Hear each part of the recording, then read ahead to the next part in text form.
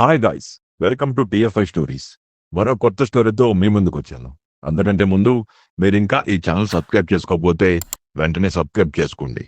ఇలాంటి interesting TFI updates రోజు మీకు వస్తూ ఉంటాయి. ప్లీజ్ మీ సపోర్ట్ నాకు ఎంతో అవసరం. సూపర్ స్టార్ మహేష్ బాబు కథానాయకుడిగా దర్శకధీరుడు రాజమౌళి దర్శకత్వంలో పాన్ వరల్డ్ సినిమా రాబోతున్న సంగతి తెలిసిందే. ఈ సినిమాకు సంబంధించిన ప్రీ ప్రొడక్షన్ పనులు దాదాపుగా పూర్తిగా వచ్చాయి.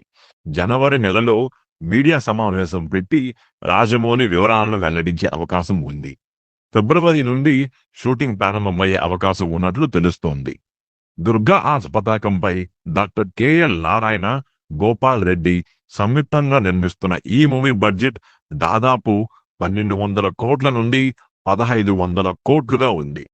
భారతదేశంలోని పలు భాషలతో పాటు ఇంగ్లీష్లో, హాలీవుడ్లో, విదేశాలకు చెందిన ఇతర భాషల్లో కూడా దీన్ని భారీగా విడుదల చేయబోతున్నారు.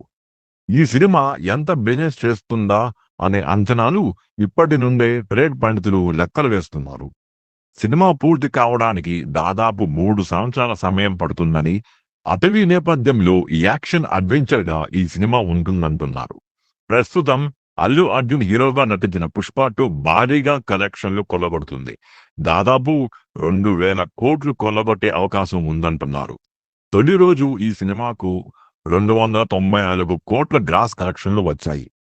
తెలుగులో కన్నా హిందీలోనే కలెక్షన్లు ఎక్కువగా వస్తుండటంతో ఒక్క హిందీ వర్షన్లోనే ఈ సినిమా 1000 కోట్లు రాబట్టే అవకాశం కనబడుతుంది. ఒక రకంగా బాలీవుడ్ స్టార్లందరికీ పుష్ప 2 భారీ షాక్ ఇచ్చినట్లు అయింది. పుష్ప 2 ఇంత కలెక్షన్లు వసూలు చేస్తుండటంతో రాజమౌళి, మహేష్ బాబు దర్శకత్వంలో వస్తున్న సినిమా తొలి రోజు ఎంత వసూలు చేయొచ్చు, మొత్తంగా ఈ సినిమా ఎంత వసూలు చేసే అవకాశం ఉందని ఫిలిం మ్యాటర్లో అందరూ లెక్కలు వేసుకుంటున్నారు. తొలి రోజు ఈ సినిమా రాజమౌళి మార్కెటింగ్ స్ట్రాటజీ ప్రకారం 600 కోట్లు వసూలు చేసే అవకాశం ఉందంటున్నారు.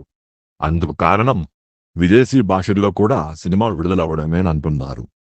ఒకవేళ సినిమా బడ్జెట్ ను పెంచుకుంటూ వెళ్లి హాలీవుడ్ కు దీటుగా సినిమా తీస్తే దాదాపుగా 5000 కోట్ల నుండి 6000 కోట్లు విడుదల చేయొచ్చంటున్నారు. మహేష్ బాబు అభిమానులు కూడా దీనిపై లెక్కలు వేసుకుంటూ సోషల్ మీడియాలో కామెంట్లు పెడుతున్నారు. దీనిపై మీరేమంటారు? మీ అభిప్రాయాన్ని కామెంట్లో తెలియజేయండి. అలాగే సబ్స్క్రైబ్ చేసుకోవడం మర్చిపోవద్దు. Thank you.